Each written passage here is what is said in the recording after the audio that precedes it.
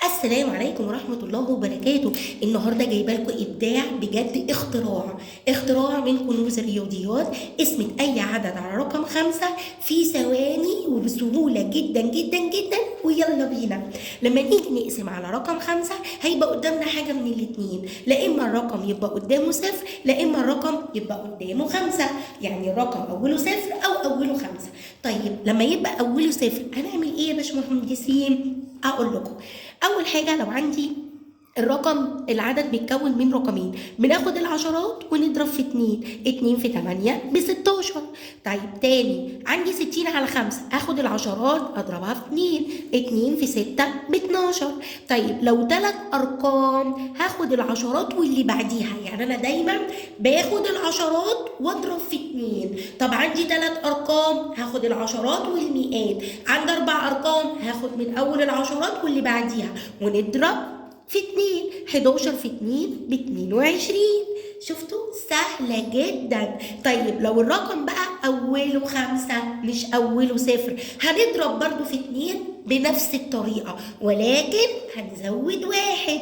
إزاي؟ هناخد العشرات ونضربها في 2 في 3 ب6 ونزود عليها 1.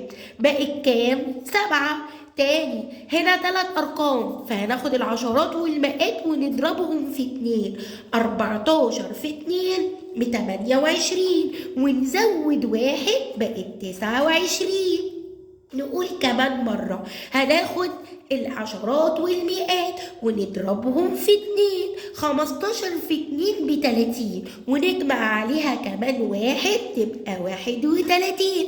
بصوا سهلة جدا. طيب قدري بقى يا مس سحر، لا عدد أوله 0 ولا عدد أوله 5، يبقى طبعا مش هيقبل الاسم على 5. بس برضو دي تفوتني؟ لا طبعا، قلت لازم برضو اكتب لكم مسائل وهشوف لكم برضو طريقة لو عدد مش موجود في جدول 5 او مش اوله 0 او 5 نعمل ايه. هقول لكم برضو. جيت قلت لك 3 على 5، زود 0 يا باشمهندس، وبرضو خد العشرات اضربها في 2 في 3 ب 6. طب الصفر اللي احنا زودناه ده هنعمل بداله بوينت، علامة عشرية.